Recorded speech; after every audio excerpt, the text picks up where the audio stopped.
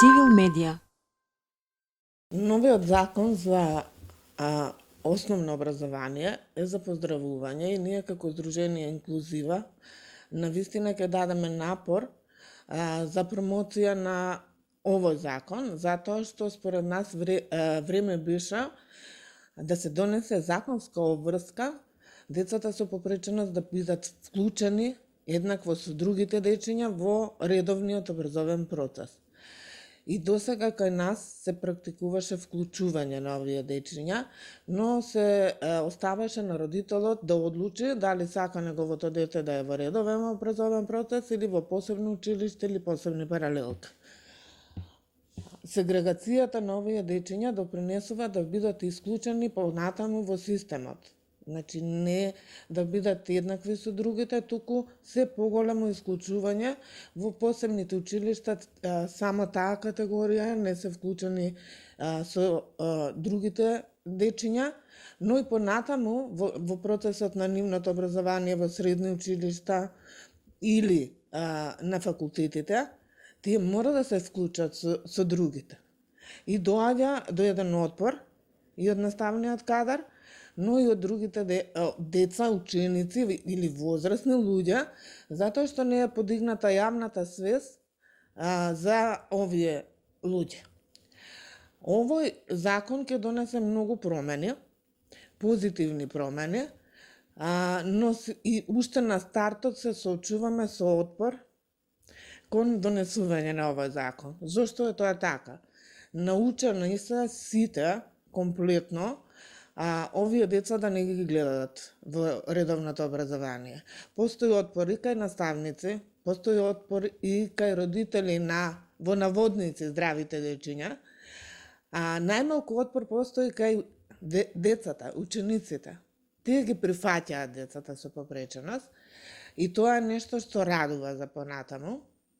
Во новиот закон е дадена можност, ако се влоши и здравственото состојба на ученикот, било кој, дали е со попреченост или без попреченост, да се спроведува настава и во домашни услови додека е потребно, што навистина е според европските стандарди. Ние секако тежнееме за влез во Европска Унија, а не се согласуваме за инклузивно образование. Значи, тука мора да има еден процес каде што ќе постои адаптација на училиштето. Што значи таа адаптација на училиште? Најпрвен треба да се направи адаптација на физичката пристапност до сите простории во училиштето. Состојбата е многу лоша. Ние на училиште не е целосно пристапно. Значи, сега има дечиња со телесна попреченост вклучени во редовниот образовен процес, но наставата заедно со своите соученици ја спроведува до одреден период додека се на долниот кат. Понатаму, кога треба да се изведува настава во некој кабинет на горните катови или самата паралелка да се качи на горниот кат, се наидува детето со попреченост на огромни проблеми, бидејќи нема лифтови, на самиот влез нема пристапни рампи. Има поставени рампи, но тие се многу стрмни, не се по стандардите за пристапност, така да самиот ученик не може да се искачи по таа рампа. Најпрвен физичката пристапност треба да се направи, адаптација внатре во училницата, каде што ќе му биде пристапна и околината, но и материјалите за работа, како компјутерите што се, мора да има асистивна технологија на компјутерот на кој ќе работи детето со попреченост. Значи има различни видови на попреченост. Има оштетување на слух, на говор, на вид, на интелектуалната попреченост, телесната попреченост, а инклузија не сме да има дискриминација по ниту еден основ, ниту по видот на попреченоста. Така да, мислам дека во законот има предвидено до 2023 да се спроведува процесот на адаптација и вклучување на децата со попреченост во редовно образование, секако имаат предвид за адаптација на просторните услови. А второто нешто што треба да се направи е обука на наставниот кадар. Постои голем отпор кај наставниците да имаат дете со попреченост во паралелка, а со оправдување дека им одзема време, не можат да работат со другите ученици. Секој треба да биде свесен дека и тоа дете има право на внимание, но и да се работи со него. Оно што друго го забележав во законот е дека Бирото за образование ќе подготвува унифицирани програми по кои ќе се работи со децата со попреченост, што и тоа е за поздрав. Кога ќе има стандардизирани програми, тогаш ќе мора тимот да подготвува индивидуални планови, не само за децата со попреченост, туку за сите, спрема нивните можности и способности, но и нивните потреби за развој понатаму.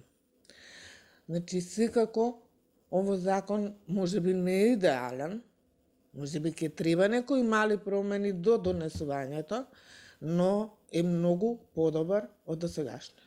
Кога постои и одредена казна, ние сме таков народ што ако не постои казна, не ги почитуваме законите.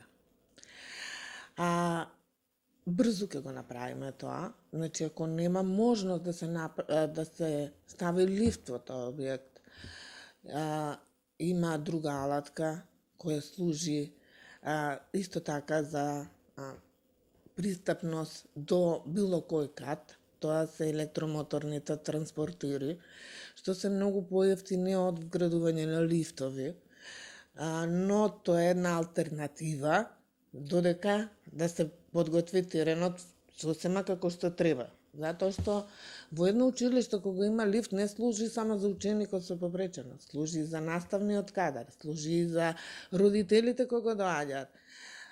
И треба веќе да се размислува средствата кои ги добиваат училиштата или општините да се користат за таа намена. Не само за промоција на некого, да направи нешто што не е функционално и потребно за сите. Училиштата мора да се пристапни. Мора да се пристапни затоа што такво вклучување само на хартија доста беше. Треба да се почитуваат законите, треба да се почитуваат правата на децата со попреченост, правата на луѓето со попреченост, затоа што државата има обврска. Нема веќе прашување дали сакаат или не сакаат. Имаат обврска, ратификуваа неколку конвенции со кои се обврзаа дека децата со попреченост и лицата со попреченост ќе имаат еднакви права со останатите. Многу малку е направено и мора понатаму поинтензивно да се работи за да се достигне таа инклузија што е зборувана. Цивил медија